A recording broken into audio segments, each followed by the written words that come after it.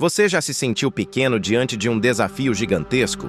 Já teve a sensação de que o mundo inteiro estava contra você, mesmo quando você tentava fazer a coisa certa?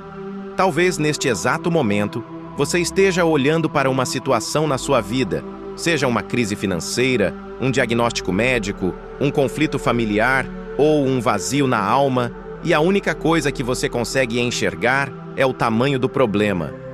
Parece que o gigante vai te esmagar. Parece que a caverna não tem saída. Mas e se eu te dissesse que a história de um dos maiores reis que já pisou nesta terra começou exatamente assim? Não em um palácio de ouro, mas no cheiro de ovelha e na solidão do esquecimento. E se eu te dissesse que o segredo para vencer os seus gigantes não está na força do seu braço, mas no tamanho do seu Deus?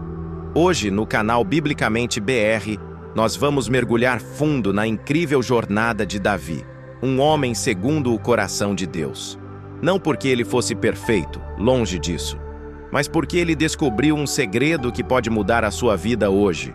Prepare o seu coração, afaste as distrações, porque Deus tem uma palavra de coragem para você.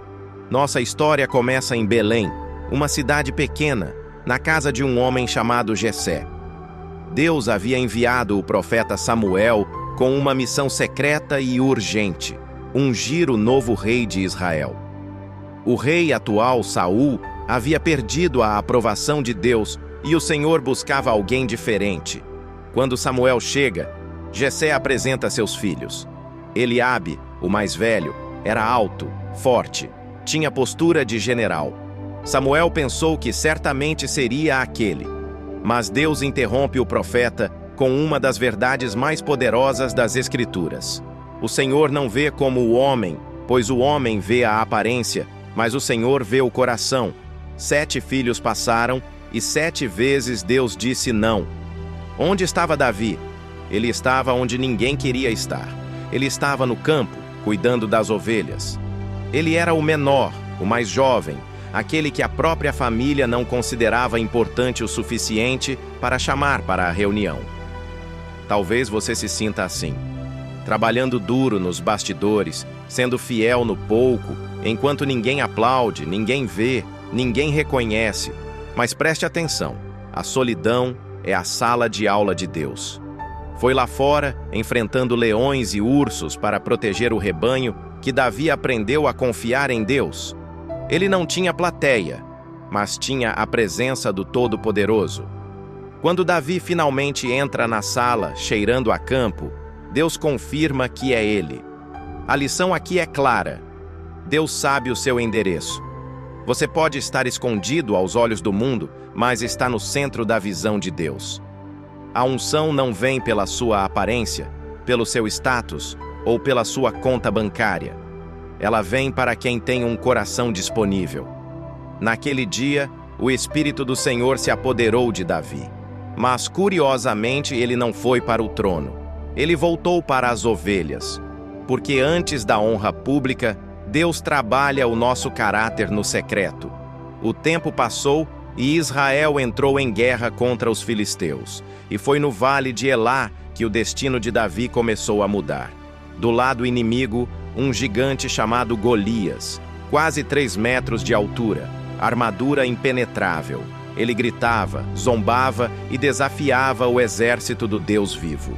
Por 40 dias, o medo paralisou os soldados de Israel. O medo tem esse poder. Ele nos faz esquecer quem somos e quem é o nosso Deus. Todos olhavam para Golias e pensavam que ele era grande demais para ser vencido. Davi, que tinha ido apenas levar comida para os irmãos, ouviu os insultos. E aqui vemos a diferença entre um homem religioso e um homem de fé. Enquanto os outros viam um problema impossível, Davi viu uma oportunidade para a glória de Deus.